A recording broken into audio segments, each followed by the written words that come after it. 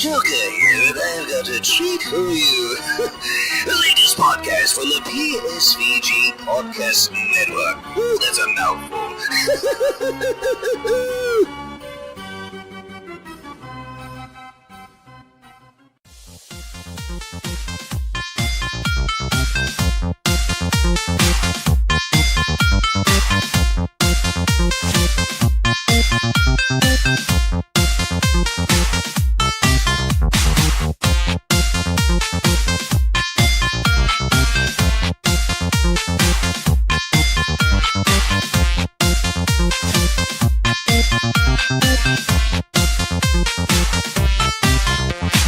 Good evening, boys and girls, ladies and gentlemen. This is Donnie Reese here at PSVG, filling in for host Nathan on our State of the Empire podcast. We are wrapping up Xbox's E3 2018 press conference, and boy, do we have a lot to get through. So we're going to try our best to cover all of the news. Joining me on tonight's show in the Empire is Josh. Hey, buddy.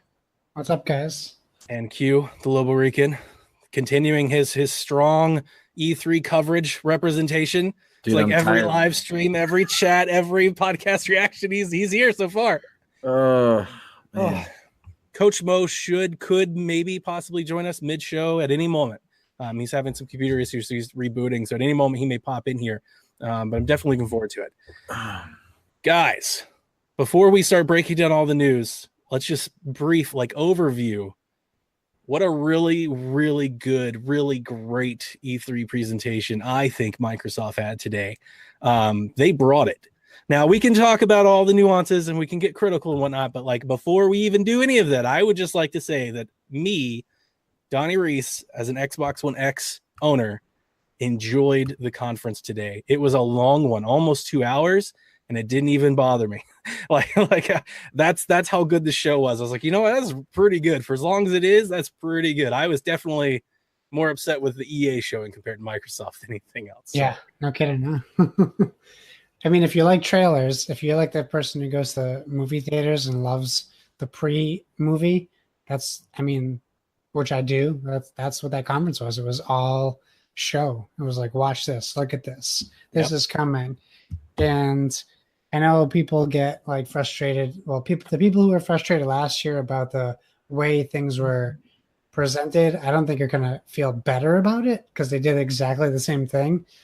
But I think that now there's a set of precedent to this is what we're going to see. So the world premiere, it didn't bother me as much, except it sometimes it still muddled that message about what's a console exclusive and what is a timed exclusive, etc. Because even I couldn't confidently answer those questions after it was over.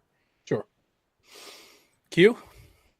I thought it was a good show, man. Like I said, it will never, as a fan, it never lives up to what you want, right? Like if you could design the E3 brief, it looks in your image, right? So mine would be different from Josh's, and Josh's would be different from Mo's, and Mo's would be just Madden, and Mo's would be different from Nathan's, right? It would be different because each one of us has these things that we really care about.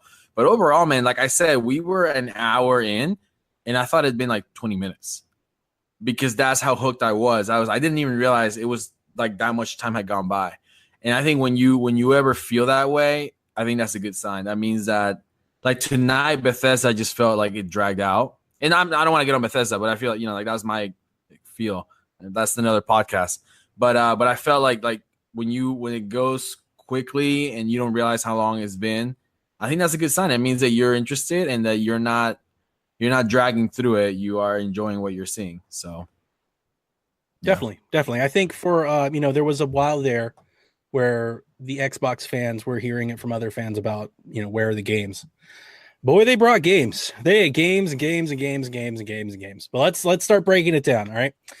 So I've got a set of highlights that I think from the conference that we can cover first, and then we'll hop into some of these exclusives. So first bullet point that I've got: Xbox showed 50 games, 18 exclusives, 15 world premiere games. First time you've seen a game today. When we said this was a stacked lineup, this was a stacked lineup. It kind of reminds me a little bit, it just in feel to the way I felt last year with Nintendo. Last year on Nintendo's E3 post show, I said, if you were a fan of Nintendo, like really what more could you ask for? There's not really a whole lot more I think an Xbox fan could ask for. I'm sure everybody will have one or two things. Like I could have really wanted Fable. But I mean, come on. Gears was here. Halo was here. Forza was here. Ori was here. Like they just hit you with game after game after game. And they hit you with so much third-party support. So many like big, I mean, if all you played were games that they showed in this showcase for the next 2 years, you'd be just fine. Mm-hmm. Like you'd be just good. Like they've more than proved that having an Xbox is worthwhile in 2018 and 2019, in my opinion. So that was my first bullet point. I think the highlight of the conference, what I think is the most important takeaway from the entire show, is that I would say I think Xbox has heard their fans and they've heard their detractors.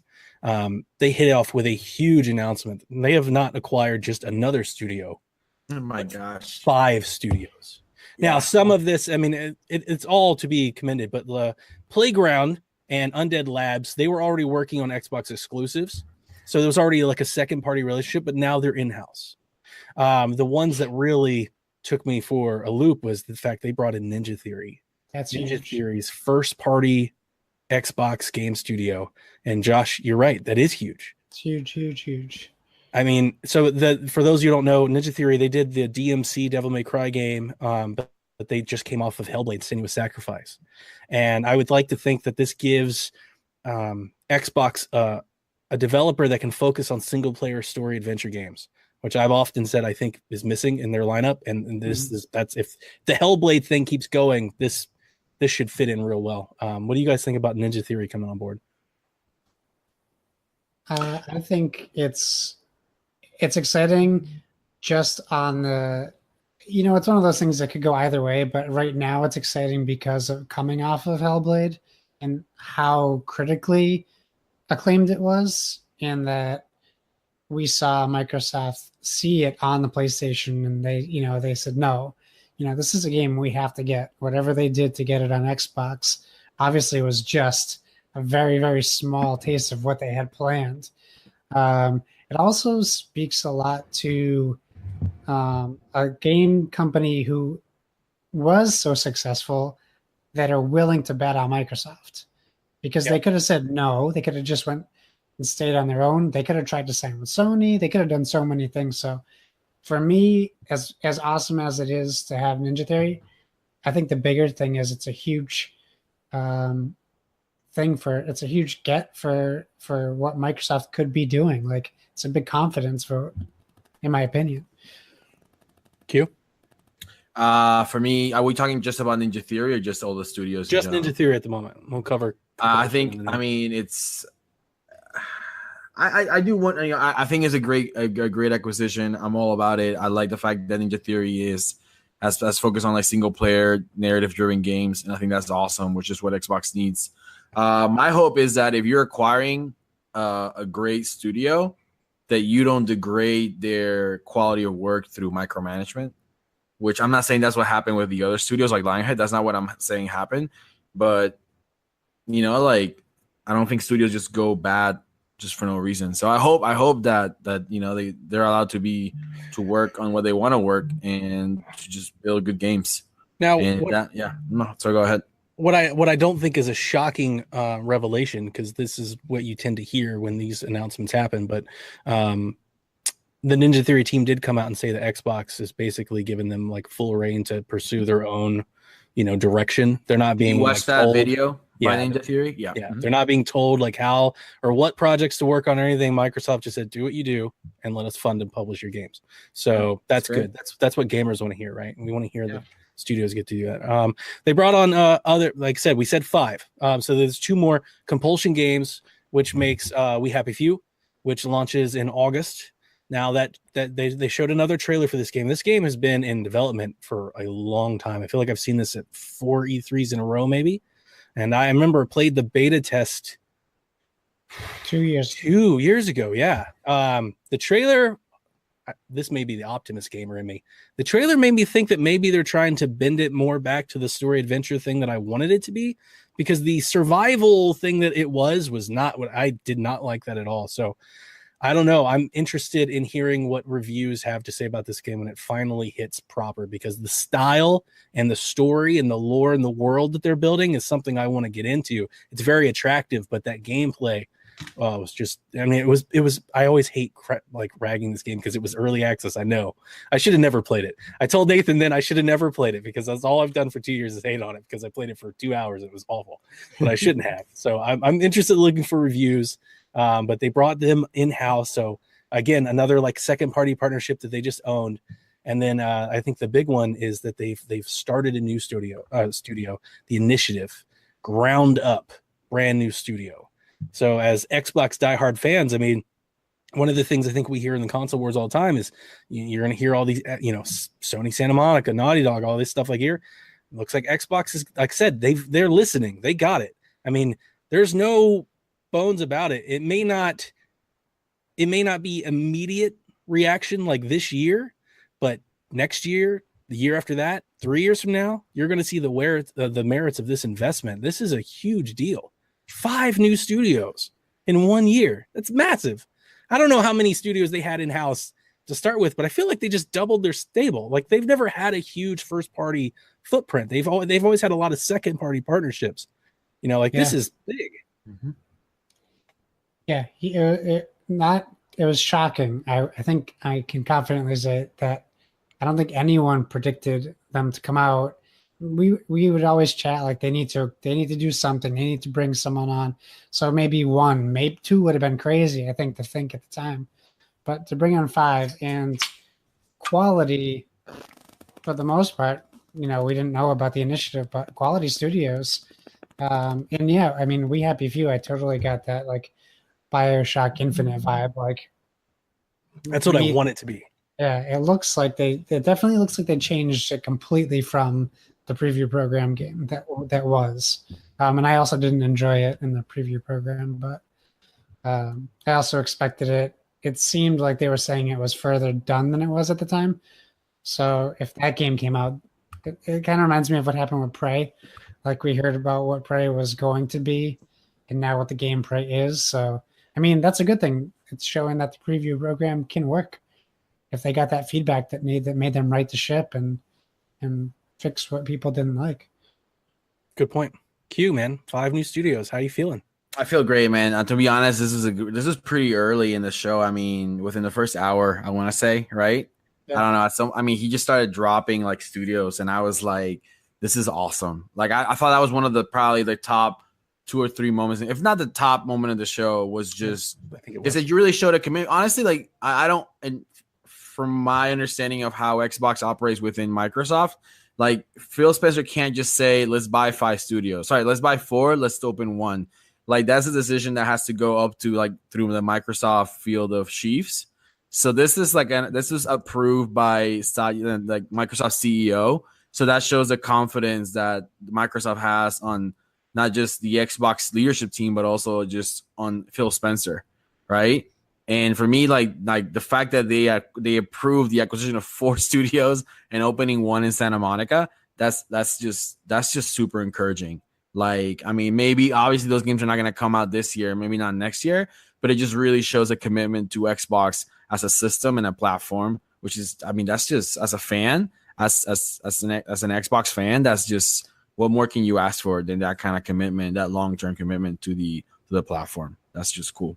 In their PR announcement, they also mentioned that Playground is basically split into 2 dev teams, and they're working on a brand new project, cool. All of which Eurogamer has confirmed basically to be Fable. They just didn't show it. But that's what the industry belief is. Excuse me. Kind of sick, folks. So no, you're good, man. You're good, man. But yeah, I think it's the highlight of the show because, again, while it doesn't pay dividends now, with this announcement, they've kind of taken a page from Sony. It was like a very Sony-esque show, right? They gave you some things that are coming soon, but a lot of this stuff was geared towards like next year in the roadmap, and they really started to fill in, some stuff from Xbox and like get Xbox folks knowing like, here's what's coming. Look forward. Like this is going to come your way. Yeah, very, very, very awesome. Interesting, great news, big news, all that stuff. The next highlight that I pulled out of there is Game Pass updates. So we had an entire Game Pass section which I thought was awesome. I actually never thought they'd do that. I don't know why I thought that. I kind of thought maybe they'd like weasel it into like the ID at Xbox section. I just never thought Game Pass would take the stage by itself, but they did. And Fallout 4, Elder Scrolls Online, and The Division are coming to Game Pass today. They're still not out. Right. So it might be tomorrow, but who cares? This week, right? At some point this week, you're going to get those games. Personally, I think this is a great sign and good news, because we saw also in this showcase, we got the confirmation of Crackdown slipping to 2019, and more upsetting to me is that Ori is 2019, not necessarily delayed, but I was really expecting Ori to be here this year. So by throwing some of these in here, maybe that's a sign signaling, and maybe it's just me grabbing for a life raft. It looks like maybe they've got some third-party pool with Game Pass. Maybe Game Pass is getting some traction that they can get a game like a Fallout 4. And I know it's an old game, but still, Fallout 4 is a big, meaty game, and that game sells copies. You know, Black Friday, people will buy it. It's on the shelf. Throwing that into Game Pass, I think, is really cool. Also, they added the fast start, which was a very Nintendo-like announcement. Hey, when you start games from Game Pass, they will start 2 times faster. I was like, okay, that's an interesting note. But what do you guys think? Game Pass, Josh? I think it's great. I think like you, like I didn't expect them to really cover too much on Game Pass, because it's kind of working for them right now as it is. So it would have been fine if they didn't talk about it. But I think if you look at how Microsoft and even like Major Nelson handles Game Pass and back compatibility, you know that it's just as important to them as it is to their fans. So for them to cover it is great fan service. And to add those games, like they had to seek out like to get the Division, because the Division still sells for like $40. So you know that they were after Ubisoft to like get us this game. We know people are excited to play it, and to get Elder Scrolls, all these things are obviously led by future DLC purchases or things like that. So they're showing that value to these publishers that put your game on Game Pass, you're going to see a bump in, you know, content, whether it's outfits in the Division or the Dark Zone stuff or whatever. You know, they're showing value to these companies. So I think that it was awesome to see, you know, and I'm psyched just to see everything that's coming forward in the future for Game Pass and ID at Xbox. And it still always surprises me that we're going to see these new games coming day and date on the Game Pass. That's still surprising to me, but I love it. And I'm a big fan of it, because not every game is for all of us. That's right. There's a lot of games on Game Pass I don't love that other people are playing the crap out of right now. That hunting game, that Into the Wild hunting game I've been playing, and it's pretty dope. I mean, I think that's a recurring theme that we're going to have as we start to break down all of these game announcements. They had a game for everybody in this. What a diverse lineup. But before we get there, Q, Game Pass, man. What do you think about these games? The quick start menu. What do you think about Lobo Rican? What is your take on the quick start in Game Pass? I am all about quick start, man. I'm all about optimization.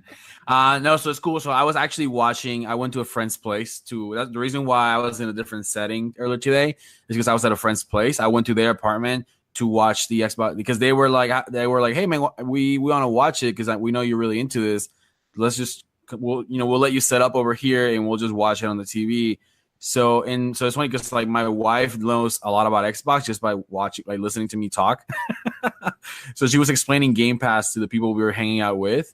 And such an easy casual sell. Yeah, and for them it made a lot of sense. It's like, oh, this is just like Netflix. Like I just pay it and I have access to this stuff. And just like Netflix, it rotates in and out, right? Outside of the exclusives, like the independent stuff, it rotates some of it, not all of it, but some of it rotates out. You get more stuff rotated in, just like any other membership service. And for them, and honestly, like right now, the only game they have is Mass Effect Andromeda, because like they are coming back into gaming and they were Mass Effect fans, so they bought that game.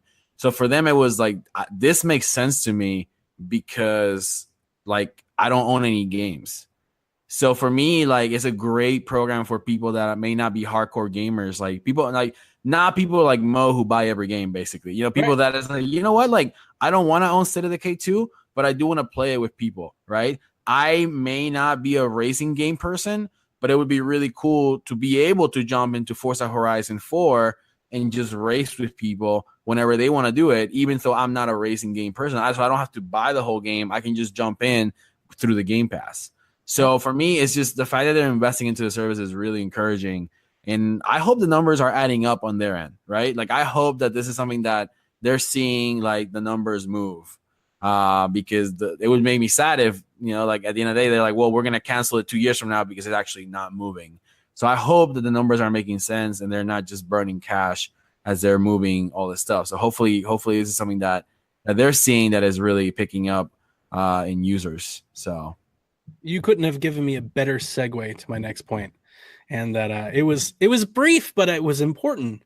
Phil Spencer talked about how Xbox is utilizing Microsoft AI, how they are investing and developing a streaming platform, which is kind of a trend that everybody is doing apparently.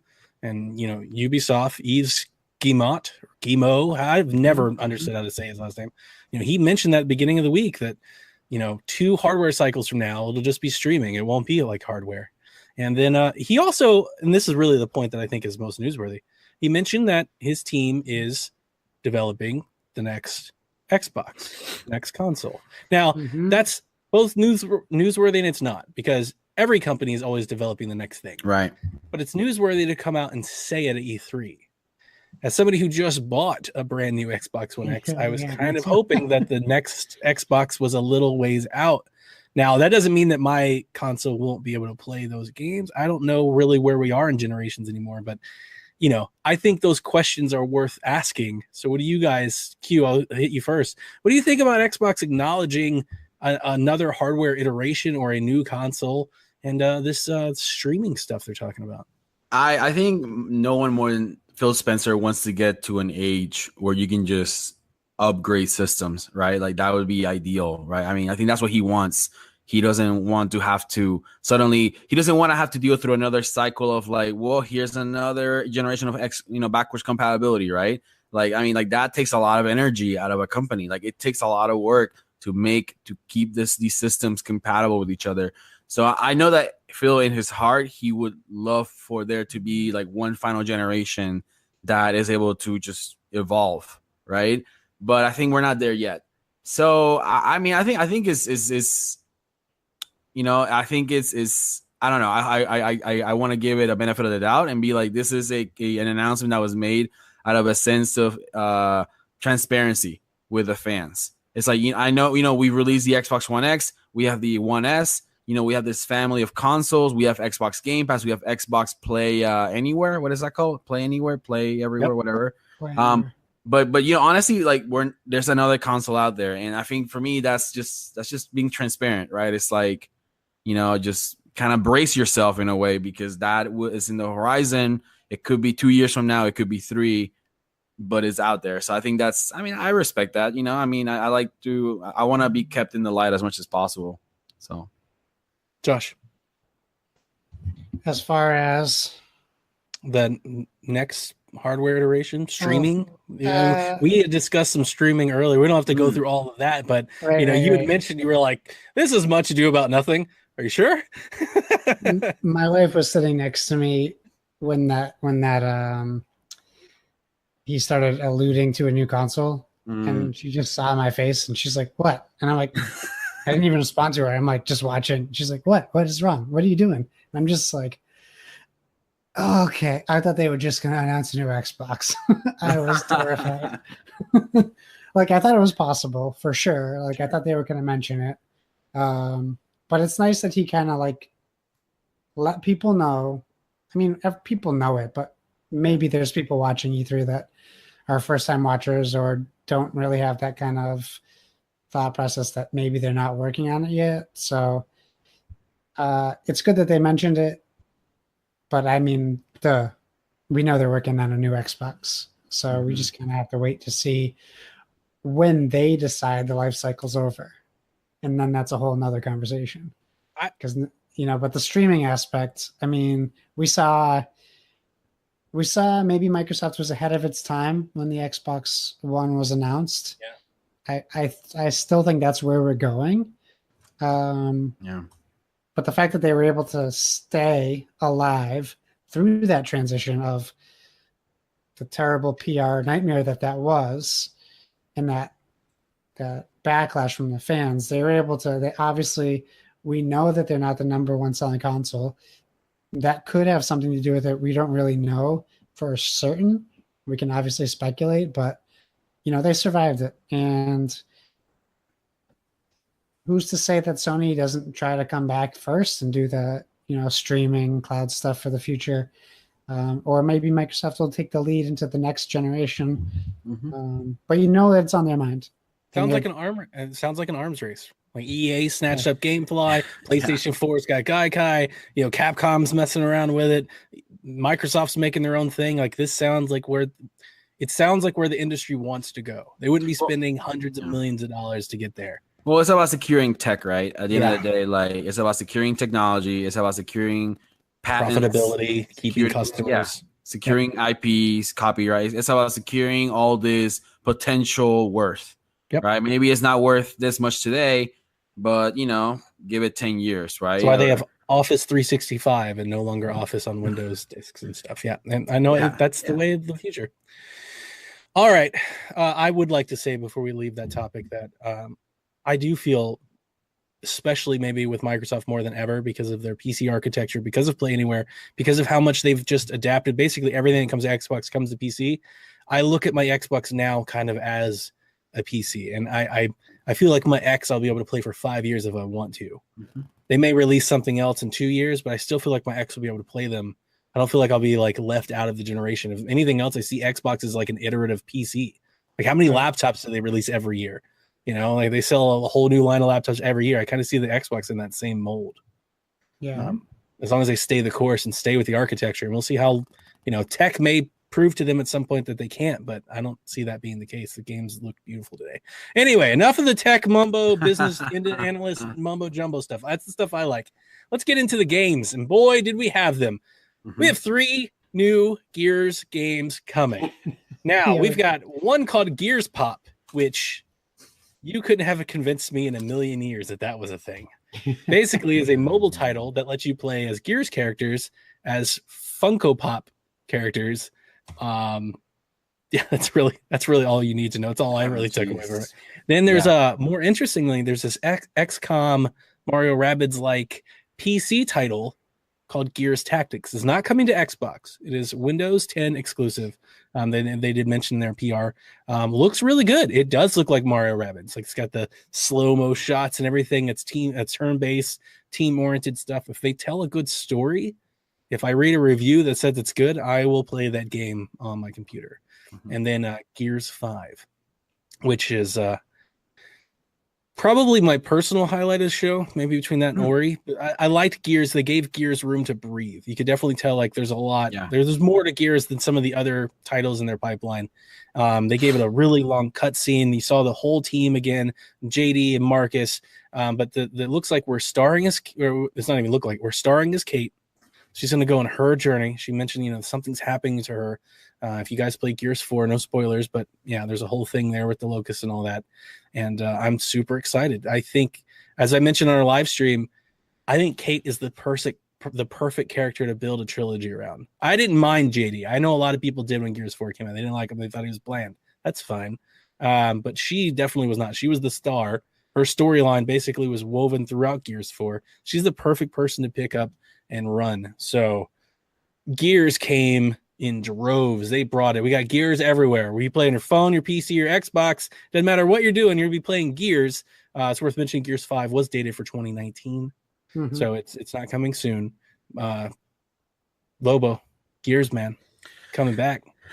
I'm so pumped about Gears Pop, man. I mean, I'm gonna grind. So I swore like a year ago that I was never gonna buy a Funko Pop in my life, and then I started buying the Star Wars ones, and then I bought the set for Dragon Ball, and now I own like 20 of them. And I'm so embarrassed by the fact that people know that I went back on that promise that I would never buy from. No, I mean, it's cool. I mean, it's for me. I see Gears Pop as a generational fandom.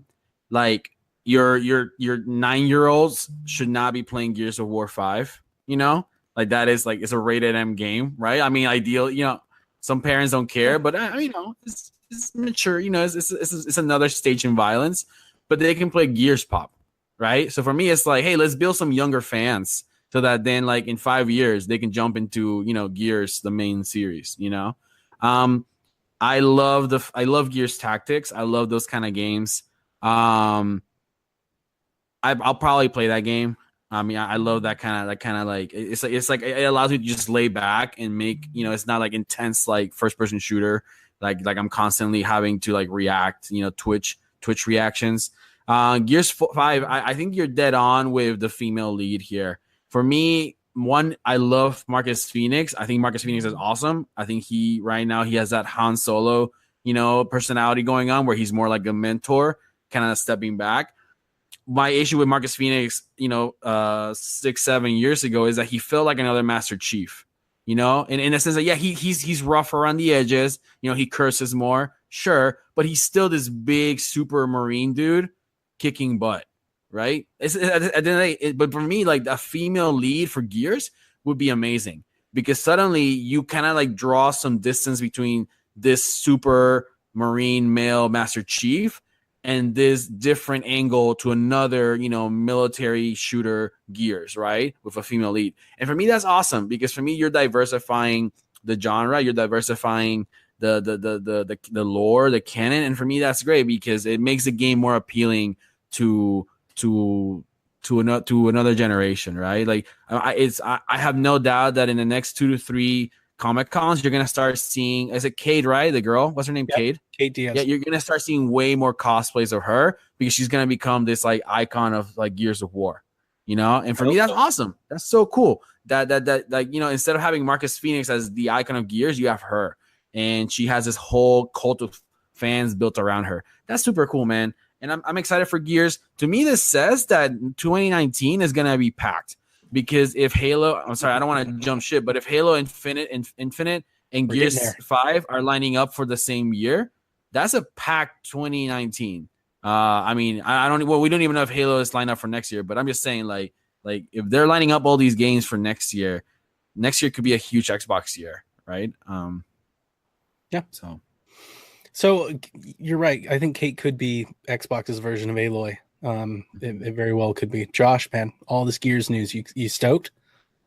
Yeah, I mean, it's. Can we just address that they just dropped Of War and they're like, we hear Yeah, you. It's just Gears 5. We hear you. Yeah. Like that's them listening to the fans. Something even simple like that. Mm-hmm. It's just like, this is how people talk about our games. We're just gonna embrace it. Mm-hmm.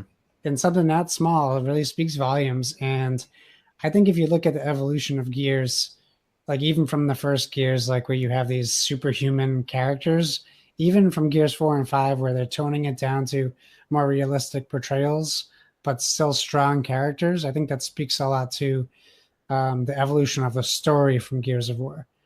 Because not that the story's always been good, it has been, but this is like an evolution of players, not just the game.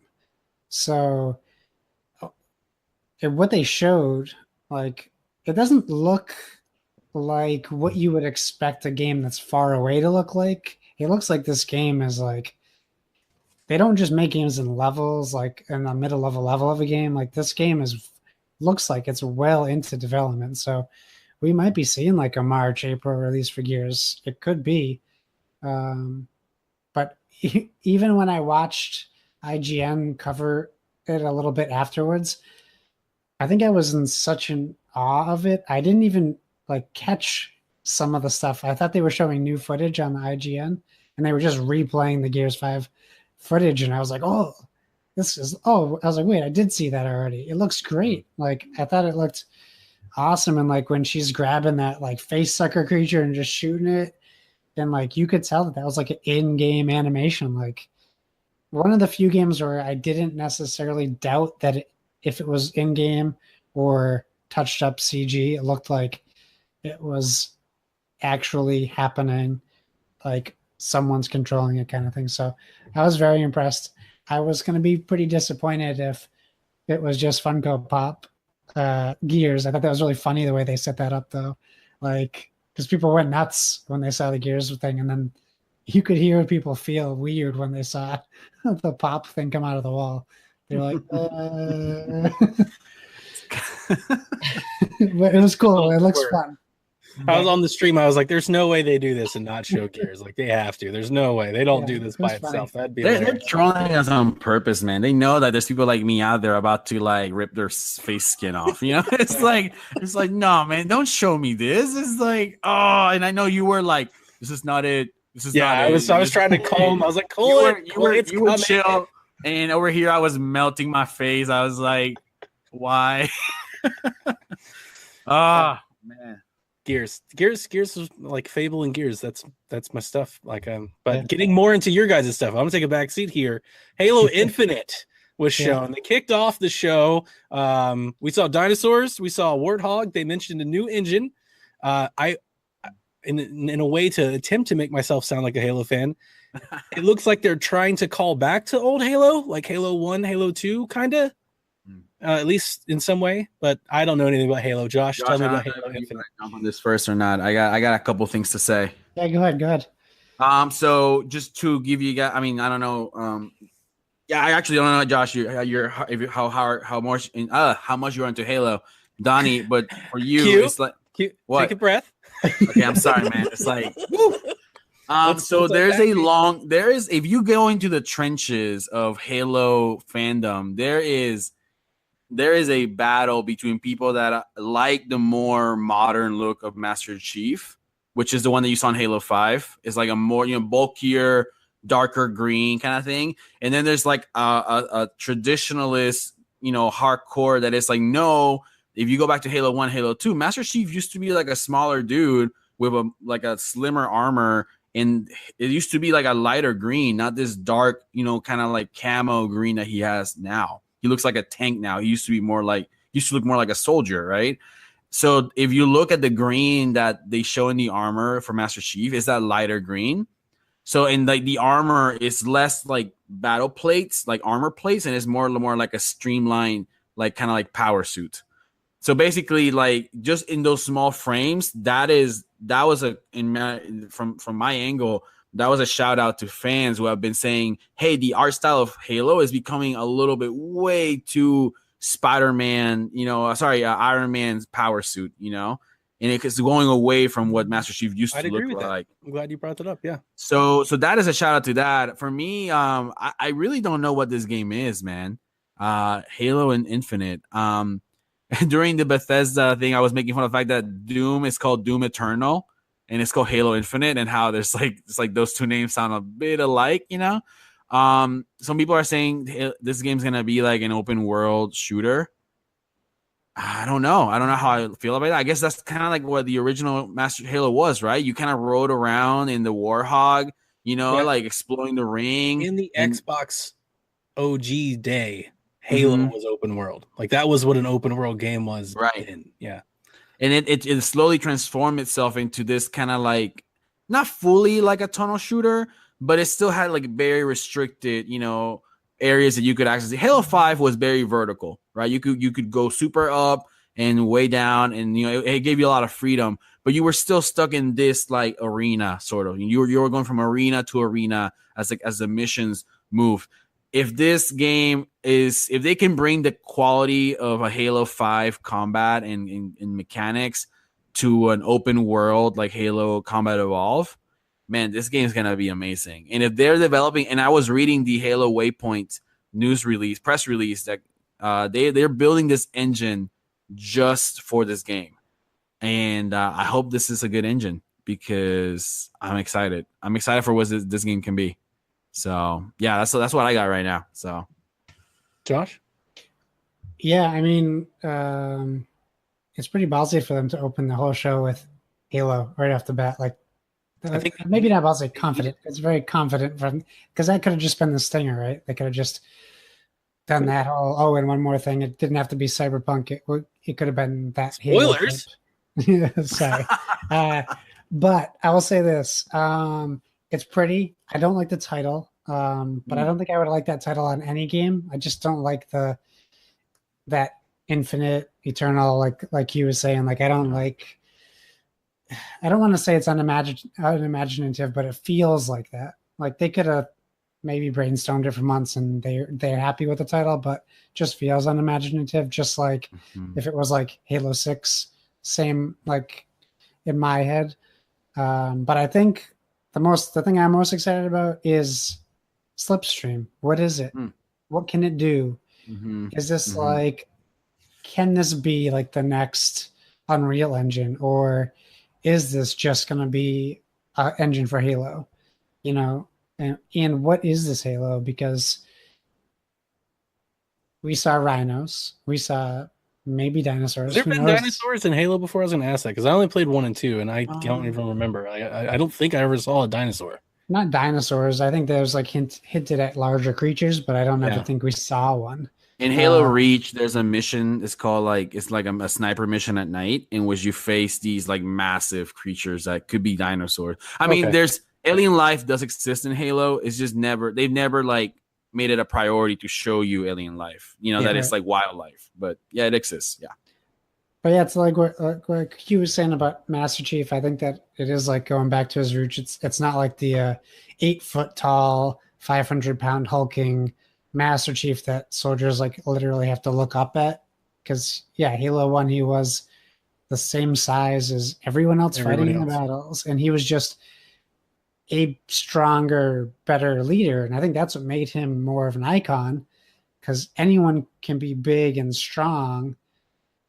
That doesn't make them a Master Chief. Like Master Chief is like you. He is the same build. He's, but he's just that much better of a soldier and a leader. And that's what makes him mythical and legendary. So I like that they're hinting at going back to that.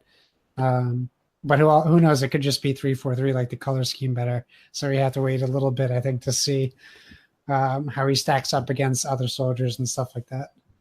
I did think the demo was pretty. As not a diehard Halo fan, I will say that whenever I hear any developer saying that they're building a new engine from the ground up, it's probably a long ways out, Q. I'd be tempering any of those 2019, possibly even 2020 expectations. This may be a 2021 game. It could be. And, speaking of engines, like Uncharted has like Naughty Dog has like their engine, and you can almost like recognize it. Maybe this is that, like an awesome proprietary engine that Microsoft can share in-house. Speaking of games that are coming out, though, this year, Forza Horizon 4 was unveiled and shown. It's set in Britain, not Japan. Yeah. I feel like the whole industry let me down. That's Forza Horizon 5 is Japan. Yeah, I don't want to hold anything against this game, but I've been told for 6 months from 3 different credible outlets that it was set in Japan, and to see it in Britain, I was like, a sheep, Donnie, sheep. It features dynamic seasons, and by meaning of that, like as you're driving, like the season may change. So like you may be driving in Forza and it like just becomes winter. Not you go to the winter mountain to race on snow. It just starts snowing. I thought it was cool. It obviously was gorgeous. We all know it was going to be. Runs 4K 60, just like for Forza Horizon 3. New to the Forza series, because Forza Horizon 3 is my favorite racing game of all time. I wanted more Horizon things in the demo. I saw a lot of racing, which is fine. Not what I play Horizon for, though. I want to smash signs. I want to find cars. I want to make jumps. I want to do crazy stunts and speed runs. I didn't see any of that. It was just a lot of racing. I saw the hovercraft. I did see the hovercraft, and they had some dune buggies, and the dune buggy scenes look awesome. And I'm sure that stuff's there. I will start following coverage as we lead up to launch more closely just to make sure. I'm sure it's there. That's why that is Horizon, right? I've only played the one, but from what I understand, that is the Horizon series. It has all these arcadey stuff in it. And then the last thing that I had with Forza Horizon 4, I just completely lost my train of thought. It'll come back to me. Josh, go. Forza Horizon 4. So when I was watching the trailer, honestly, I'm with you. I thought it could have been Forza 7 for a little while, because they kept showing, I think, the McLaren, and they kept showing all these fast cars, but just flat out racing. And then once they went off road, I was like, okay, this is definitely Horizon. And yeah, all the Horizon games, you're like racing trains or planes, or these like crazy things you would never see. So we only got a little glimpse of that, but I really like how they added that group challenge. That's what I was going to say. Yes. Whereas Yes, like this, Team raid thing. XP, like you get everyone's racing together and you're accruing this like Team XP, so everyone can contribute and share like development in a game. And that stuff on the ice looked incredible. Like I can't wait to get on a frozen river and race in between like mountains, like with like there was like 12 other cars with that. Yeah, I It know. looked incredible. So I really am very excited, but I think I'm most excited that it's coming out relatively soon. October 2nd Yeah, is the release date. that's not that far away. And this should be a really good point to remind everybody that this game launches in Game Pass. So Yes. Game Pass is half off this week, like everywhere. You can get it half off at Best Buy, half off at Amazon. I personally bought 2 years worth of it, and I thought about it for a minute, but I mean these games are going to come eventually. And Mhm. think about this in a different light.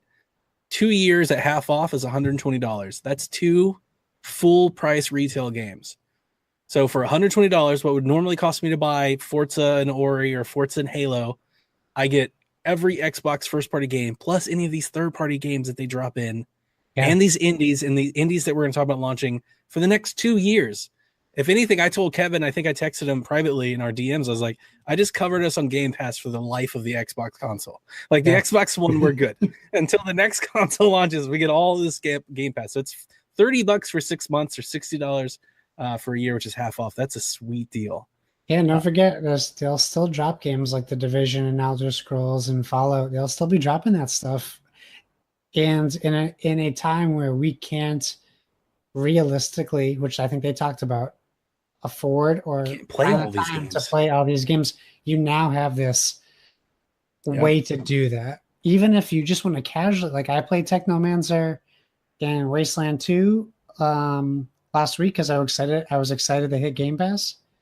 They weren't for me, but I got to play them. I got to try them. Yeah. I got that experience without having to go to Redbox and forget to return it or subscribe to GameFly and get charged all these fees. You know, I get to try these games, and they take away some, just like Netflix, and then they add more, just like Netflix. So you're always getting new content every month. You know, I have a question about Game Pass that we can. I want to ask you now because here's what I was going to tell you that I have a list of games I'm looking at, and if any of these come to Game Pass, like Game Pass is going to be worth it.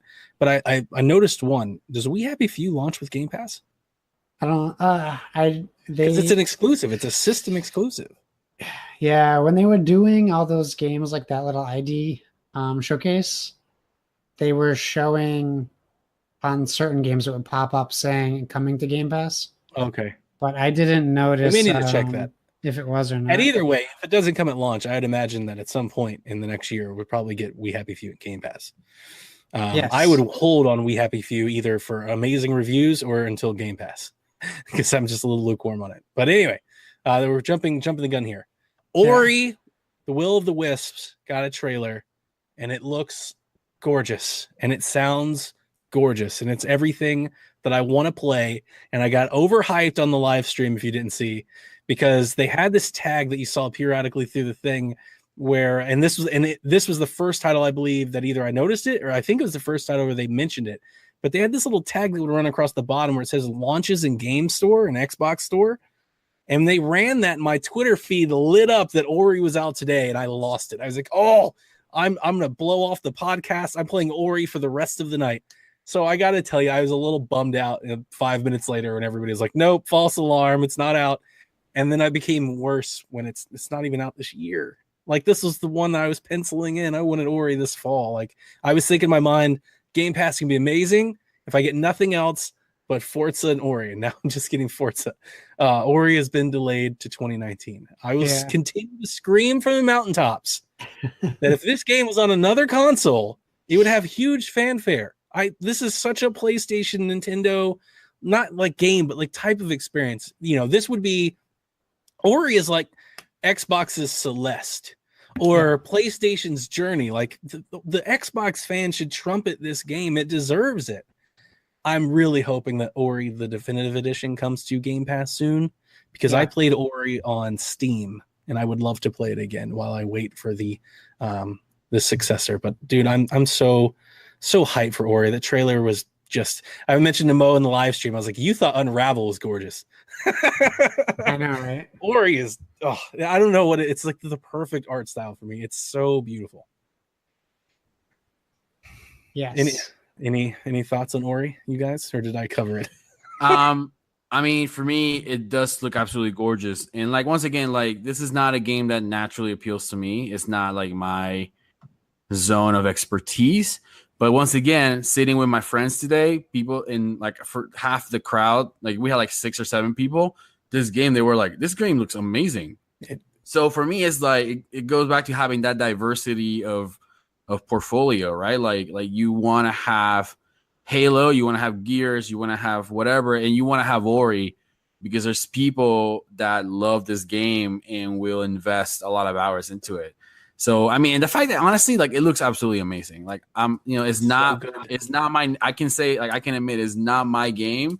I will play it. It's not my niche, but I can still admit that it looks really, really awesome. The first one looks good. Actually brought a tear to my wife's eye when we were playing and I beat the first chapter, and the first chapter hits like an emotional low, and like she legit, and I was like, what's the matter with you? She's like, I maybe I'm just emotional today. Like, it got to her. I was like, I can feel it. Oh, Ori's so good. I continue to be happy to wait, but man, I really wanted it to be this year. Yeah. Well, it'll be worth it. You know, I still have confidence that if they delay that game, it's to make the game better, right? Yeah, I agree with you. The other giant highlight, I've got 2 more giant highlights before we start breaking into more games, but they close the show, guys. Cyberpunk 2077 with an awesome, like, that's it for the show. That Cyberpunk, you've been hacked, takes over. Mm-hmm. Great surprise. Code starts running across the screen, and I found out later via Eurogamer, shared it in our Discord. The code actually had like hidden messages. So it had like question and answers so like one question was like, are we gonna have to pay for DLC? And like their response was, it's a single player game. Are you crazy? It was like stuff like that. When will we get to play the game? Like when we're ready to show it, like we're ready to show it. It was when it's done. Stuff. There's a hidden website that they have you can sign up for. Like if you can figure out a passcode, like it's all kinds of deep. But what we saw was a gritty, dystopian, Blade Runner-esque, giant Witcher 3-like RPG game that's just got to set so many video gamers like on fire. Like personally, I was so much more inclined to jump into this than Witcher just because of the setting. You know, like the Witcher thing, I was never like, I didn't grow up with the Witcher. I didn't play any of the old ones. Even I tried The Witcher 3, but the old Camelot, like the night thing, I'm done with that. But this I'll definitely try. What do you think about Cyberpunk, Q? I have been waiting for Cyberpunk. I have been bragging to friends about Cyberpunk. I've been telling friends, hey, you need to look for you need to look forward to Cyberpunk. Like, this game is good. This game is gonna fill a niche that is missing right now. That's not been filled in gaming for a while. I still don't know a lot of what this game actually is gonna be like. You know, like how much freedom you're gonna get. How is the combat gonna be? I feel like we saw a lot of maybes and a lot of potential, right? But I am down with the story. I'm down for how cringy it looks. How kind of like it's edgy, right? This is not your 9-year-old sci-fi. This is a game that is made for like an older crowd, a more mature crowd, and I'm excited for that, man. I'm excited for a sci-fi cyberpunk game that really pushes I don't know, like storytelling limits and stuff like that. I'm really excited for this game. Like this game has to really bomb for me not to buy it.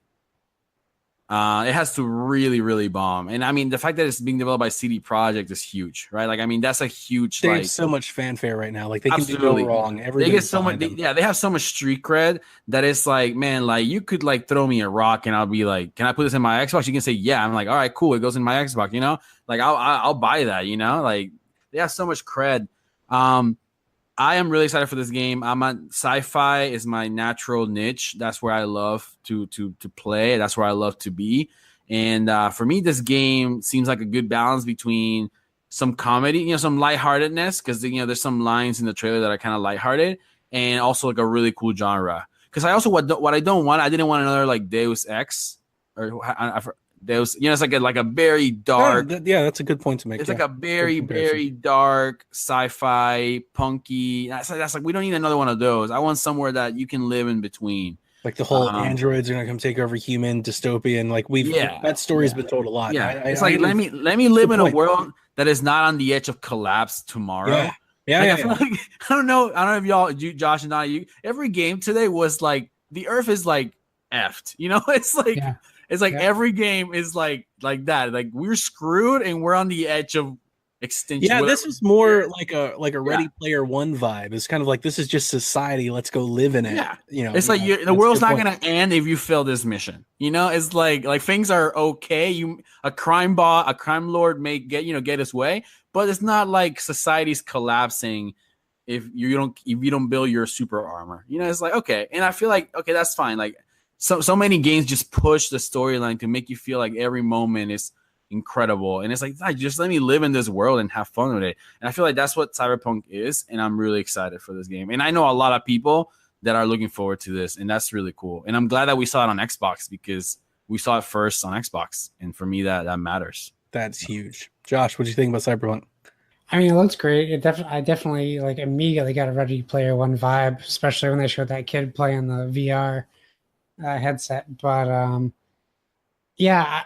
I couldn't get into the Witcher games. I tried, so I'm gonna wait till I see a little bit more about the game. I'm definitely interested in it, and I know they've been working on it for a while.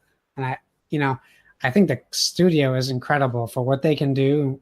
You know, with what they have. Props to them for everything they've done with the Witcher series. It just wasn't a game series for me.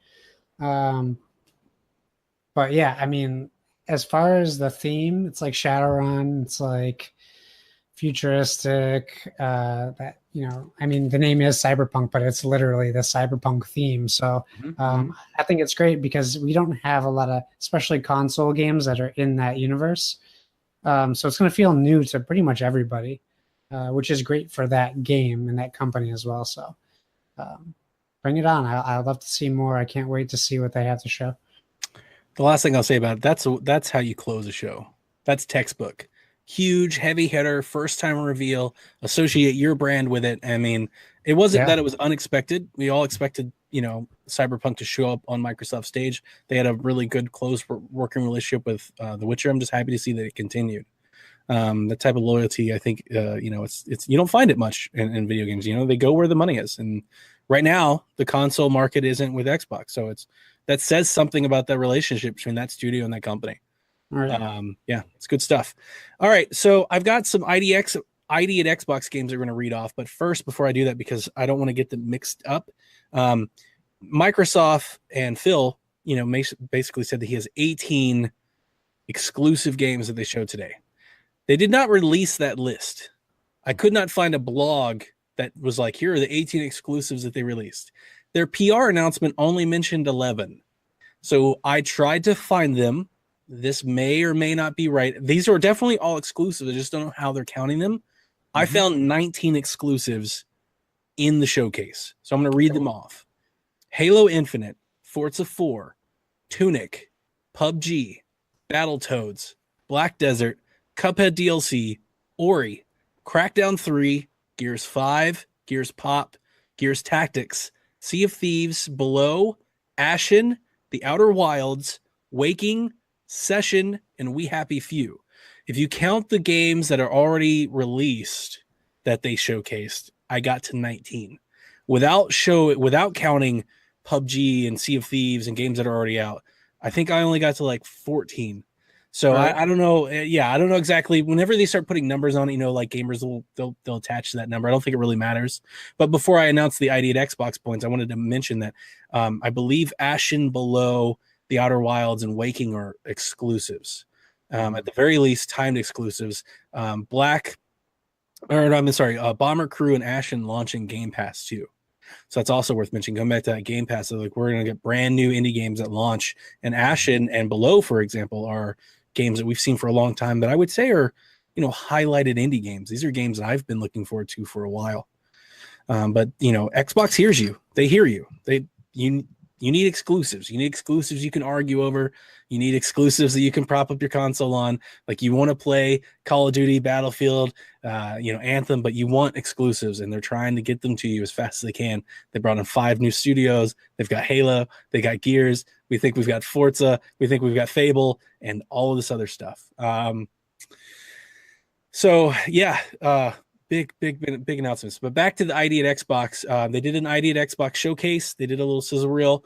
Here's what we got: The Outer Wilds, After Party, Warhammer, Fringe Wars, Below, Conqueror's Blade, Raji and the Ancient Epic, Super Meat Boy Forever, The Islands of Nine, Sable, Harold Halibut, Bomber Crew, Children of Morta, The Wind Road, and making its second debut to my eyes, Wargroove, which is a game I've been following since the Switch launched. I still have no idea when that game's coming.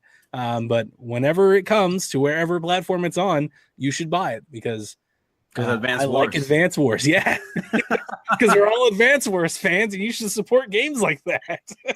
Is that your whole list for ID at Xbox? That's the list I have. Because I have Kingdom 2 Crowns, French Wars. I don't have those. Planet Alpha. Wow. I took this from the Zero release that they gave us. Dead Cells, and I think you already said Ashen. Yes. I went through the trailer and I paused it every 2 seconds, and I got every name out of the trailer. Look at so those that I added were like on the trailer. Now I don't know how they classified those within the ID at Xbox label, but those were presented as part of the showcase for ID at Xbox. So, do you have any that you want to talk about, any that you want to prop up? Like, do you have one that I'm absolutely getting this to the top of my list? For me, ID at Xbox is what I play when the AAA games are either boring or they are just not in season. Yeah. Right. So like during the summer now, filler when it's slow. Yeah. Between, I don't know what the last game that I bought is, to be honest. It's been a while since I bought a video game. Since the last game that I bought, and I'm guessing October, I'll be playing a lot of ID at Xbox. Like my biggest ID at Xbox game right now is Deep Rock Galactic. I love playing that merge of like dwarves with Left 4 Dead with like mining expeditions. That is awesome. Out of this list, I'm really looking forward to After Party. Not only because it's on the Game Pass, but because it looks cool and it looks like it have a really cool story. I'm all about adding more strategy games to consoles. So French Wars seems to have that like EVE Online kind of like, you manage your ship and you go on missions kind of thing. I think that looks awesome. Conqueror's Blade is like a mix of RTS and action combat hack and slash. That looks pretty cool to me. Yeah, that one looked really good. I remember that one now. Now that you say that, that was the one that had like super high production value for what I would consider an indie game. Now that looked like a, dare I say, like a AA, not an A title, but like a B title release. Like that was pretty awesome looking. Islands of Nine also looked pretty good for an indie game, and it's supposed to be a battle royale game. Yeah. But it looked pretty like it looks you can look at a game and you're like, that gameplay looks polished, right? I don't know if it runs great, but at least at plain sight it looks good. Like window shopping. And Bomber Crew, it just feels like 30 minutes of fun. It's like you throw it on, you play around for 30 minutes, and then you get off, and then 2 days later you jump back on for 30 minutes. So that kind of gameplay looks really cool to me. And obviously Wargroove. Honestly, like I don't know if I'm gonna buy that on the Switch or on the Xbox. Depends on if it's Game Pass or not. Right. If it's Game Pass, I'm not buying it on Switch. It could depend on the price too, because if it comes out with a major sale on Xbox, Sure. Like I mean, like I said the other day, I was gonna buy Overcooked. Overcooked was still $25 on Nintendo, or no, $20 on the Switch. It was $5 on Xbox One. Yeah. And I was like, oof, man, like sorry, like I just can't beat that. You know, it's like I just gotta buy on Xbox. So for me, like those are games that I like. I love ID at Xbox. I'm always hunting for those indie games that I can just invest 15 to 20 hours into for like, you know, between 20 to $30 or less. You know, that's for me, that's a pretty, I like finding a good game, an indie game that is awesome. Like that's, I get you're the community, like cultivate something that they tell you to play. Mhm. You know, like that's why the only reason I bought Celeste is because of the fanfare it got. Yeah. The moment Yeah, I saw it, I was like, I'm never going to play that game. And I'm playing it right now because just so many people keep telling how good it is. It's fun when you hear like a success story. I understand that. You took all my points. I was going to say World Groove and After Party. So we'll just kick it to Josh. Anything you'd like to add to the ID at Xbox is a real? Yeah, that first game you mentioned, I already forgot it. If you watched Outer Wilds. On the Outer Wilds, if you watched on the bottom of the screen on Mixer, that was one of the games included in the mix pot. Ooh. So you're going to get that for free if you watched it on Mixer. Tunic really just took all the attention away from everything for me. Zelda Fox. Yeah, I mean, I didn't really know what I was looking at right away. And then Caroline and I did. Kind of just instantly sucked me right in. Like as soon as I saw him like cut through those bushes, mm-hmm. and then how like the level design was from everywhere else you went, it looked incredible. So there was a bunch of games that looked good to me. Was After Party the one that was like claymation? There was like a game that's you were playing in the claymation universe, but you couldn't really tell because the level design looked like photorealistic, but the characters were all claymation. That looked cool. The thing I love about the ID at Xbox games is there's no two games that are the same. It's true. So you have so much of a different options, and I was just blown away that they were popping up with those included in Game Pass, little pop-ups. So honestly, I'm excited to try every single one of those games that comes to Game Pass. Mm-hmm. And if I don't like it, okay, not for me. Yeah, I'll try anything that comes to Game Pass. You're right. If it comes to Game Pass, I'll try it. No. Well, I think that's enough. That's good stuff, man. All right. I've got a list of games left, and then we'll give our final thoughts. Man, there's so much in this conference. Like, I'm trying to get us out of here. We're like over an hour, and I've got 20 games we haven't even talked about yet. They're still here. Like just a deluge of news, a flood of stuff. All right. Batch 1.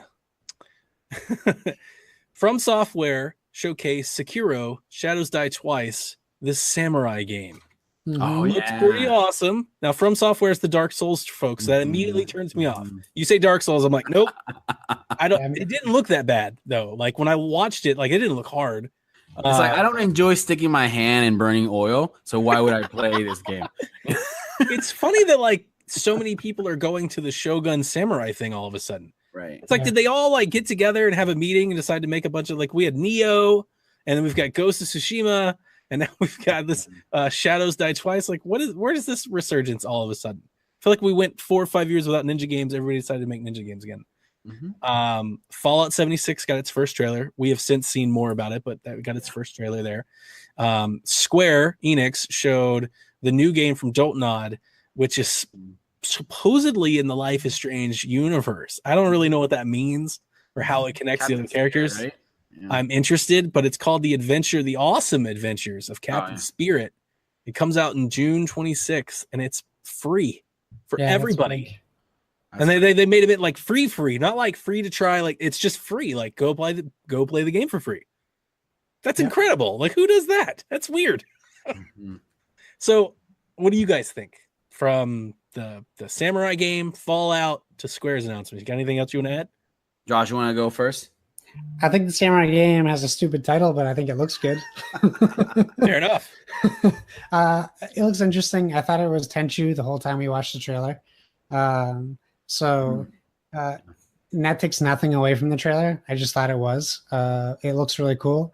And, I'm interested. I'm interested to check it out. I guess it really just depends on when it launches and what's coming out right around the same time. I heard a lot of like in the Mixer chat because that's where we watched it. I saw a lot of Onimusha like guesses. A lot of people thought I could that see was that it. too. Yeah. Yeah. Yeah, I don't know if I'm gonna like this game, Sekiro, or not. I love samurai. I used to be a samurai geek when I was growing up. I thought they were the coolest thing in the world. Q, do you own a samurai sword? I do own a samurai sword. I'm not surprised. It's getting harder to justify owning it because in living where we live, there's not a lot of room to put crap like that. But it's like, I don't know where. Yeah, man, it's awful. But I mean, for me, even if I play this game and it's not, it looks cool, to be honest. It looks cool, and I'll give it a shot. Even if I don't like it, for me, this game appeals to the Japanese artistic style, borderline RPG people, like people that love that stuff. And one thing alongside this announcement, one thing that I saw a lot in this Xbox brief was heavy JRPG presence. Like a lot of those games making their way to Xbox in a way that last year they weren't there. Those games were not there last generation. Like suddenly they're I mean, maybe they're not that many. They're maybe 5, 6, 7, but that's still like a significant 100% more than you had in the last. Oh my gosh, absolutely! And for me, that's like, hey, that means that Xbox is working hard to get those developers to give a crap about the Xbox, right? So for me, this game looks cool. Even if games like Fallout 76 and, Captain C, even if those are not exclusives, the fact that they showed up at Xbox first, that means that they were saying, hey, they convinced these developers to be like, hey, show them here, right? Even if they show up tomorrow at PlayStation, they showed up here first, right? Well, if they show up tomorrow at PlayStation, then the immediate reaction would people be like, oh, I've already seen this. Right, right? And that happened even tonight. Like when we saw the Fallout stuff, like immediately Kevin was like, it's the same trailer. It's like, and it pulls the soul away from like your show going first. Yeah, and to me, like just having those trailers in the Xbox brief, that's a win, even if those games are not exclusives. So, anything else, Josh? No, I think we covered everything I was thinking about, at least for what is it? Node 1? What did you call it? Yeah. We still have a bunch. Man, there's so many games. Hats off, Microsoft. You go, Phil Spencer. All right. The next batch of games we'll read off. I'm gonna start with we're gonna like a positive and a negative sandwich. Sea of Thieves got showed. It's getting 2 new packs. One of them's coming in September, called The Forsaken Shores. I have more or less written off that game. But they also showed Kingdom Hearts 3, which is coming to Xbox, which is, it's a big get. They made a mention it's first time Kingdom Hearts is on Xbox. So it's a big deal. Nier Automata is coming June 26th, just like the Life is Strange game. Nier Automata is incredible. Did we know that was coming to Xbox? Because I didn't. I did, yes. They announced that it was going to come. They announced the date earlier this morning. I knew it was on the way. I just didn't know when, but it's been out for PlayStation for a year. I've already played it. If it came to Game Pass, I would play it again, only because this is an interesting game. I only played the first campaign, and to truly beat the game, you have to play through it 3 times. I just didn't have time. I was like, I'm not going to do that. If it came to Game Pass and I could play without spending any more money, I would probably go back and try to do it again because it is super fun. It is a really good game. One of the most underrated games of last year. It's worth mentioning, though, when it comes to Xbox, at least at launch, it's digital only, which is weird. Yeah, I think that's a little weird. Like that's something that I've grown accustomed to hearing, like in Nintendo world, but not in Xbox world. And then Crackdown 3. Crackdown 3 was shown. It got a trailer. It was confirmed. The Kotaku, the Polygon reports that came out before E3 is confirmed. It is 2019. I don't know if this was always the case or not because I don't have my ear to the ground as much, but it was confirmed that Sumo Digital is working on it. Is that new? Like, have they given this game or have they given or contracted a new developer? I thought this was internal. And then all of a sudden, I've heard of it, that's the first I've heard of it too. So I'm wondering if they just got brought on. The game looks different. I did not think it showed very well. I was not very impressed with what I saw. Outside of there was a lot of slow-mo, and I'm wondering if that's because they didn't want to show what it looked like in real speed. And because when they did kind of speed it up a little, it didn't look great. And I was wondering if because there was a lot of things in slow motion. Like Right. half the trailer, I felt like it was in slow motion. So there's a lot of Terry Crews. So a huge Terry Crews fan. You go blow some stuff up. I still want to hold out hope, but guys, I gotta admit, I'm out of faith. I mean, we've been talking about this game for 3 E3s, and it's been delayed. What, like, this is the 4th time it's been delayed? I don't know. I just, yeah, it doesn't feel like a good thing. Maybe it'll be awesome, but it's just like, I feel like if you're going, this game's gonna be amazing, I feel like that's just pure hope at that point. Like, there are no signs pointing you in that direction. There's no evidence of such. It's just desire. So, yeah, another batch of games, man. Nier Automata, Kingdom Hearts, Sea of Thieves, Crackdown 3. What do you think, Josh? So I never played Nier. I always wanted to. So Xbox One X enhanced, that's a good selling point for me. And 15 days from now, also a good selling point for me. Yeah. So Really that's good game. That's great. I have the Xbox conferences on again on my TV, and I just watched the Kingdom Hearts stuff again. I look forward to playing that with my wife. That'll be fun. The Sea of Thieves thing is on now.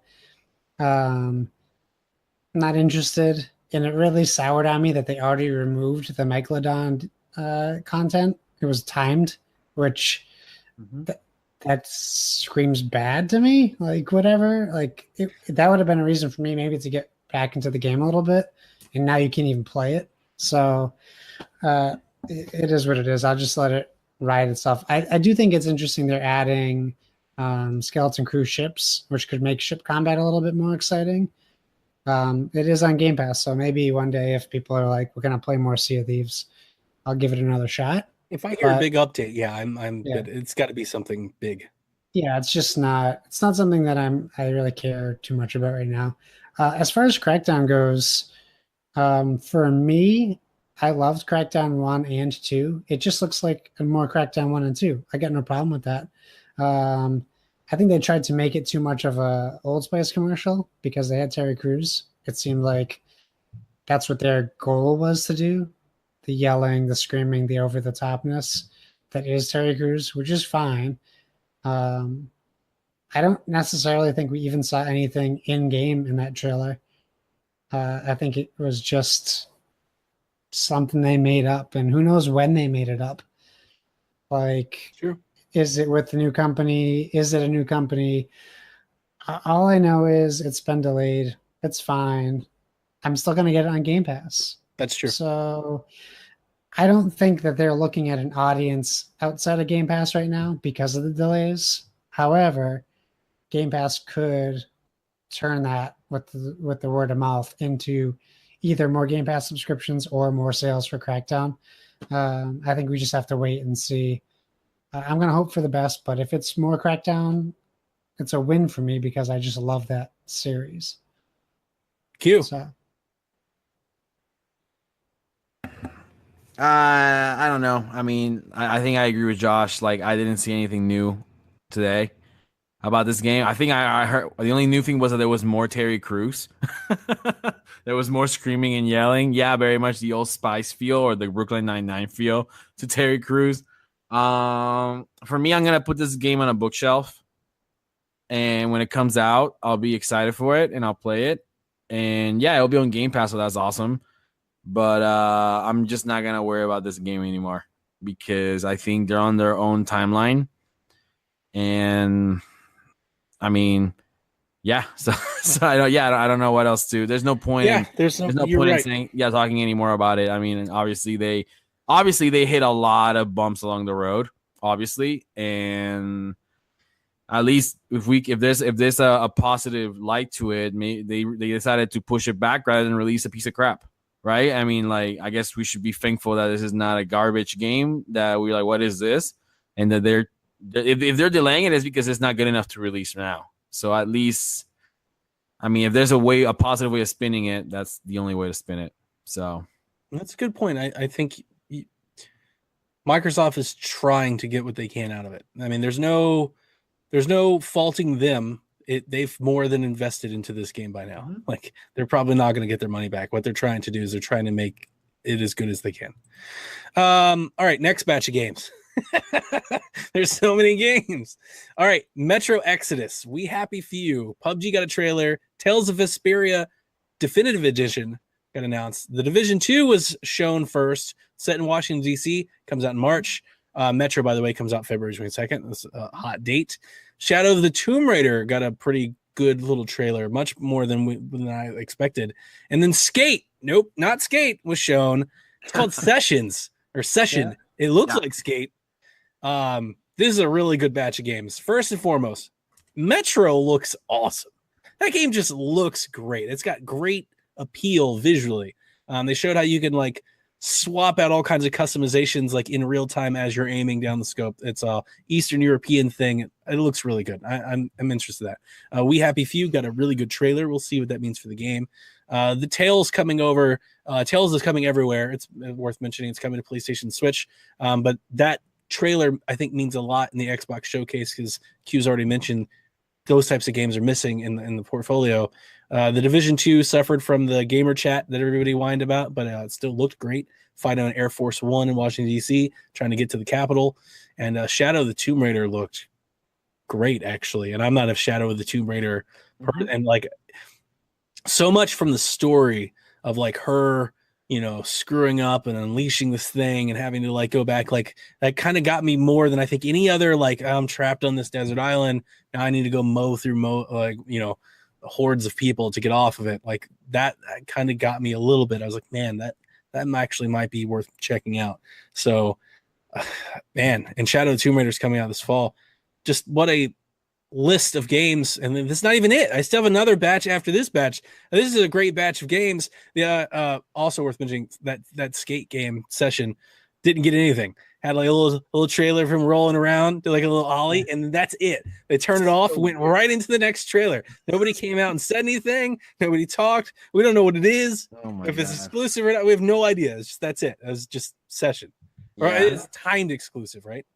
I believe it's console launch exclusive. Console launch exclusive, yeah.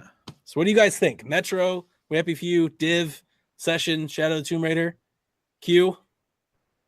Happy Few looks awesome. A lot of my friends connected with that game today. I just kind of had this dystopian, obviously another dystopian game, right? You know, just to follow that trend. Society's falling apart. I mean that game. I mean the alpha came out for that. Not alpha. The preview for that was out a while ago, right? It's been out for a while, correct? Yeah, 2 years, 2 or 3 years. Yeah, that game needs to come out. Tales of Vesperia, not my game, but once again, I agree. Adding to that portfolio, PUBG. Okay. PUBG's awesome. It's great. I just okay. Hey, look, man, it's a console exclusive. Oh, that was exactly what we said in the stream, right? You're like, if we've never seen PUBG look that good. In Session, I don't know what this game is, dude. It was such a random presentation. They showed me like 10 seconds of guys skating around.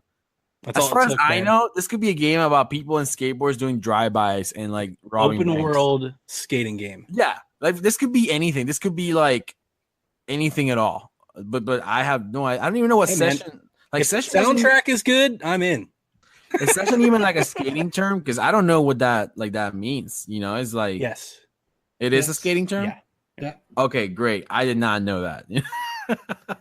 That shows you that the marketing is not aimed at me for this. He does samurai swords, not skateboarding. Dude, look, yeah, that's accurate. I own more swords in my life than skateboards. That is very accurate. I don't know. Did I hit everything on your list? Yeah, Josh. The Division 2. Are you're in? That's it. I mean, it looked incredible. It does look good. Alana Pierce, if you follow her on Twitter, she kind of hit. She did make a comment that I thought was funny that I felt while watching it. They did that same voiceover thing they did for the first Division trailer, where it's like pretending that it's 4 people talking to each other. But really you never see that experience in the game. But besides that, they've taken everything I love about the Division, made it prettier, made the gear system look already better, like right away, just from some of the bosses you see that may not even be bosses. They're just like heavy geared dudes. Like it looked great it was really funny because they were like, it's in DC and you open in what you perceive to be the jungles of Africa. And then all of a sudden you're just coming out of a conservatory. So how much it can transform in between two areas, really, it just looks great. And I'm hoping that what we saw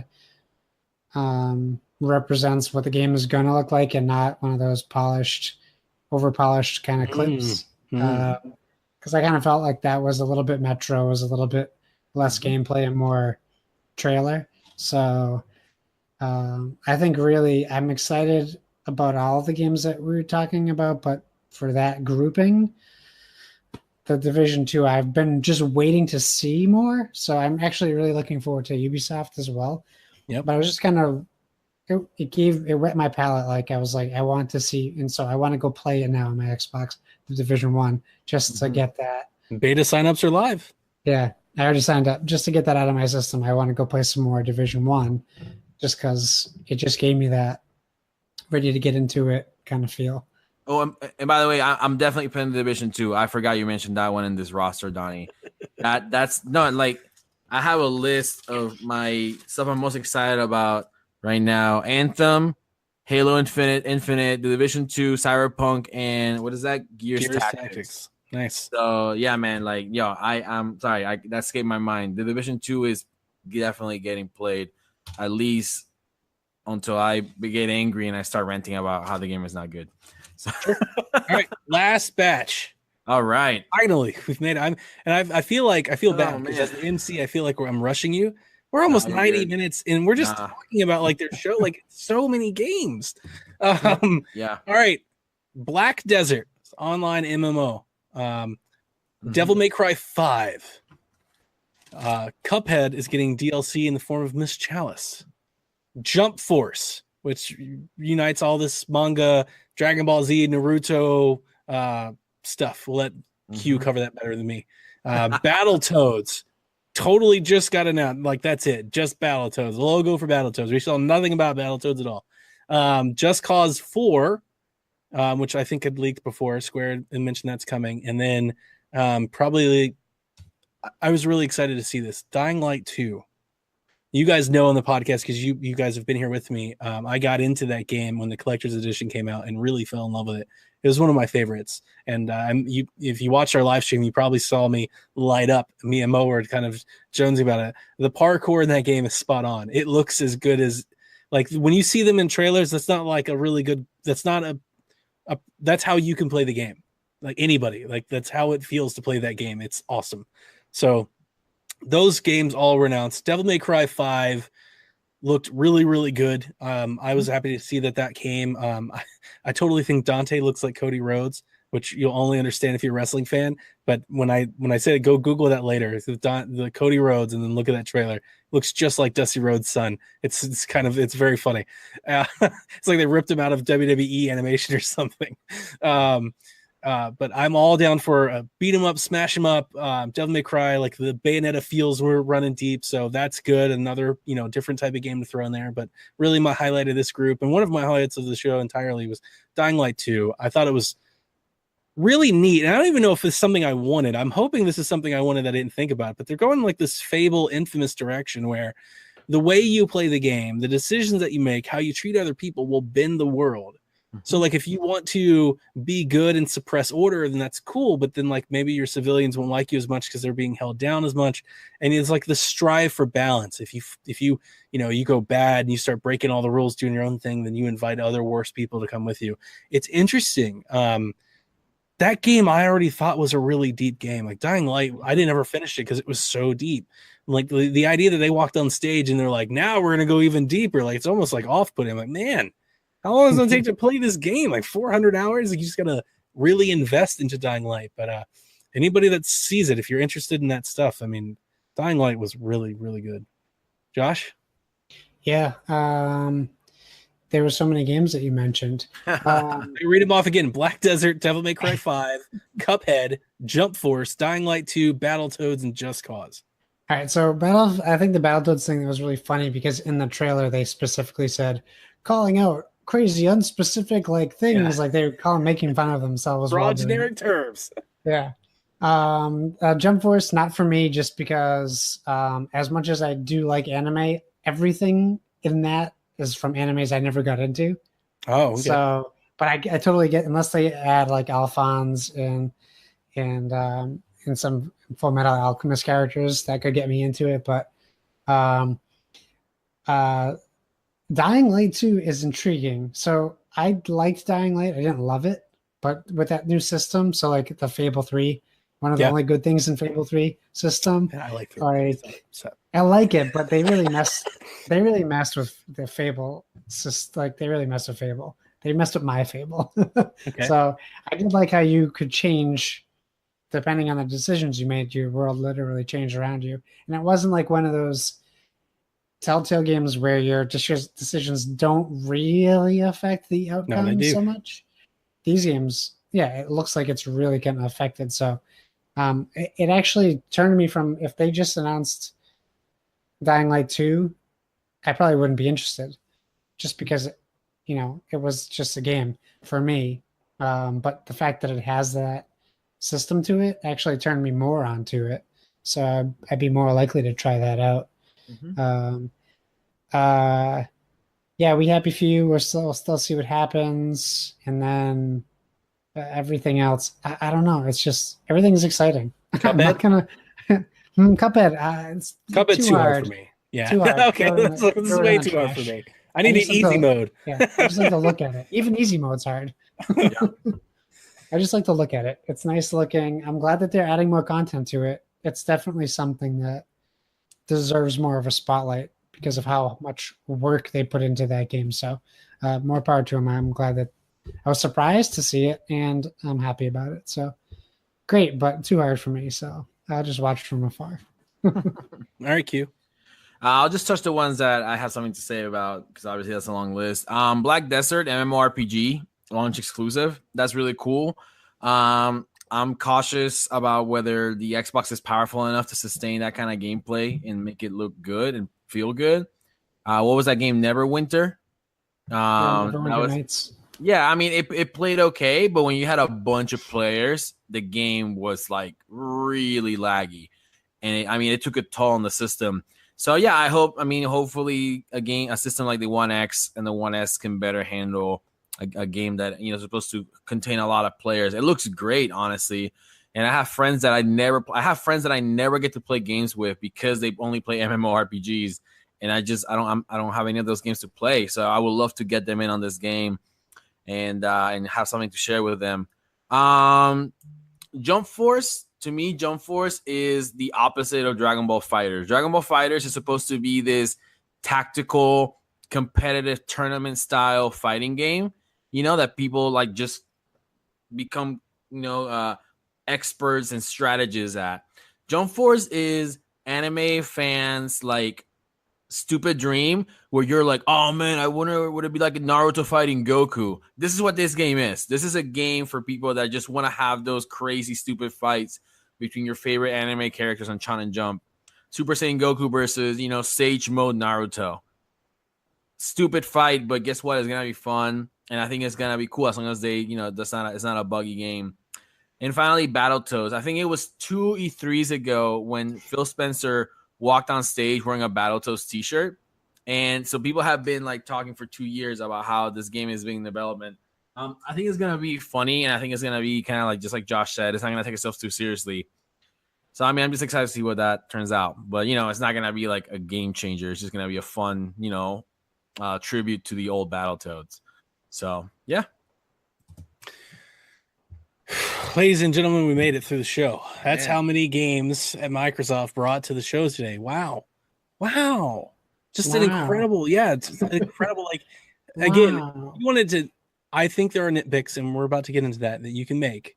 But they're just nitpicks. Nobody could be upset with this lineup. I mean, no other conference has ever really done a lineup like this that I can recall. Typically you get, 3, 5, 6 maybe first party games.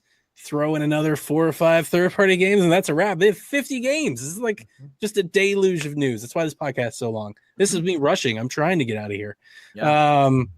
Josh, your favorite, most anticipated game, and just your final thoughts on the state of the Empire. Oh, boy. My favorite, most anticipated game. There was so much we saw that looked awesome, but Just one. Q, you hear me? Just one. Has to be Forza Horizon 4. And we knew it was coming. It was like nothing I expected. And they didn't even show us the big stuff that's in Forza Horizon.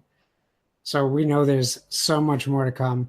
So just the thought of we only have to wait a few months and it's going to be on Game Pass. I don't even have to save up money to buy it. I'll save my money for the DLC. There you go. I'm so excited. I like the smile on your face when you say Game Pass. I'm with you. I love Game Pass. I love it. Game It's Pass so is good. amazing. And yeah, the conference was a huge win for Microsoft. And I immediately went to Twitter and got discouraged because people are like, whatever. You can't do that to yourself. They got man. nothing on Sony. So I'm done with that. Like, Microsoft is my first. This conference was awesome. I loved every second of it. There was no downtime, realistically, with the exception of a couple of developers talking. It was everything that we wanted and everything they needed to give us, while I'm sure still holding things back for Gamescom and Tokyo Game Show and holiday season. Like, they got more coming, but this was awesome. And I loved it. And it has me hyped for the rest these next 3 days of conferences. I'm just in the best of moods now. So good on Microsoft, and I'm happy to be an Xbox fanboy again. Q, your favorite, most anticipated title in the State of the Empire?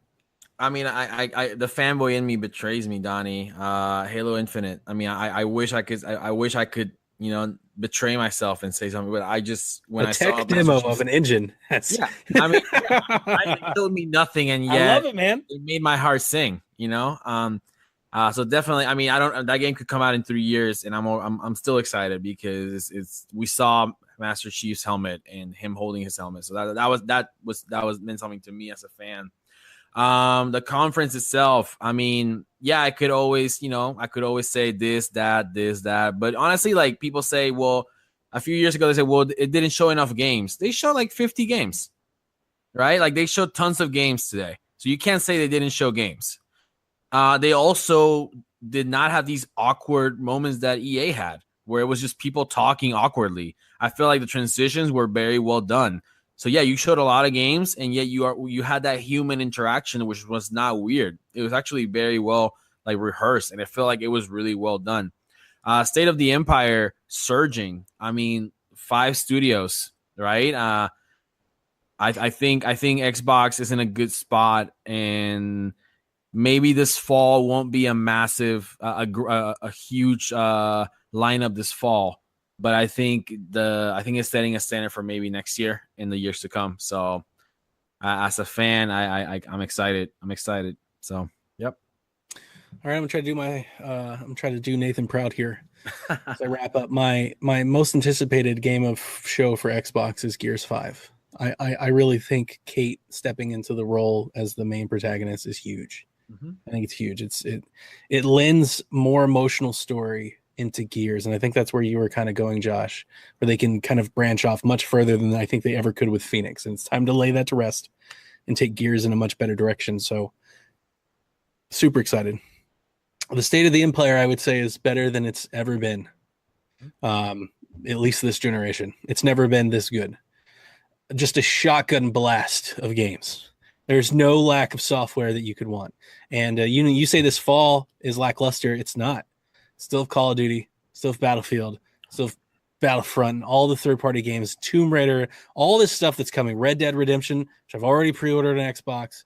I think the one nitpick that you'll see on Twitter, stuff that Josh encountered, you're gonna see a lot of people go, a lot of these games I can already play on my PlayStation. That's true.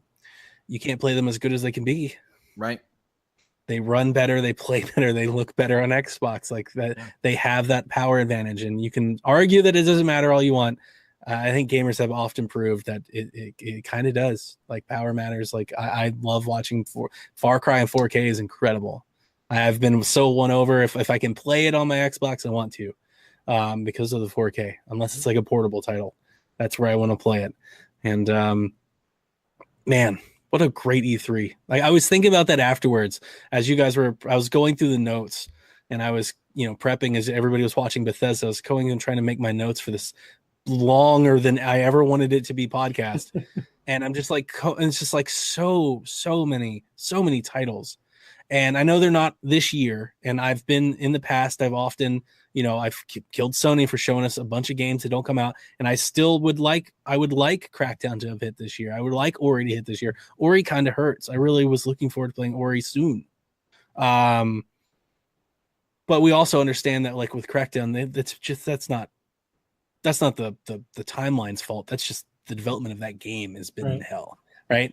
It's nice to see that they're bringing in these other studios. And again, back to the main point, this entire conference just showcases that Xbox gets it. If you didn't think they did, if you thought maybe they didn't know, they know. Yeah. They get it. They've got it. It may not happen this fall, but it's happening. That day is coming where they step on stage and they go, here's 8 exclusive games from first-party Microsoft studios that are dropping in the next 24 months. That day is coming. It's coming a lot faster than I think we think it is. And to think that we still have, games like Ori and DLC for Cuphead, like we have something to get us there. It's not just barren wasteland that it was. And I think, I got a lot of flack from you guys, even on our own team last year. Mm-hmm. I do think last year was barren. Like it was a barren wasteland of first party. Last year was like Forza and Cuphead for like the whole year, right? Outside of like indies. This year it's not that. Right? We've already had State of Decay, right? We've already had Sea of Thieves. They're getting new DLC. They're getting new stuff. We're gonna get Forza. We're gonna get more Cuphead DLC. We're gonna get all this other stuff plus all the third party games that are coming. Like it's good, man. What a healthy system. Just what a awesome conference. So I keep coming back to it because that's what I want every conference to be. They don't have to be all 2 hours. I give you that, but I mean, they just walk on stage and just hit you like just right over the head with game. And we say it all the time. It's about the games. It's about the games. Well, if it's truly about the games, there's no way you could be upset about this conference. They showed you a bajillion games you've never seen before. I mean, there's no hate to throw here. It's fantastic. They did a great job. So with that, again, signing off for State of the Empire on behalf of Nathan, my name is Donnie Reese. You find me on Twitter at Playing Nintendo, ain't no G's in Playing Nintendo. Josh, tell the lovely folks where they can find you. You can find me on Twitter at Josh Bones, and listen to my podcast with my awesome showrunner, I'm going to call him, Kyle. It's Bored with VG, or Bored with Video Games, if you like, on the PSVG network. And that's Bored with VG on Twitter as well. BOARD with VG. Thank you. Yeah, play with me on Xbox at Lobo Rican. So I'm on all the time. Not right now because we're podcasting. Today, this week is gonna be awful because of E3. I haven't played anything in days. Yeah, I won't play a lot this week. But yeah, hit me. You just add me and we'll play some games. So, and this episode is up tomorrow, which will be Monday for you listeners. So we are live streaming. If you're listening to this and you download it in the morning, we're live streaming Square. We're live streaming Ubisoft. We're live streaming Sony. We're live streaming Nintendo tomorrow. Like we're covering it all. We have live streaming and podcast reactions. So go to our YouTube, youtube.com, PSVG podcast, and ring the bell. You'll be notified when we go live. But boys and girls, if you've made it this far, thank you. But remember, never stop gaming, and tune in to PSVG for all the news coming out of E3 2018. Good night, Koopalings.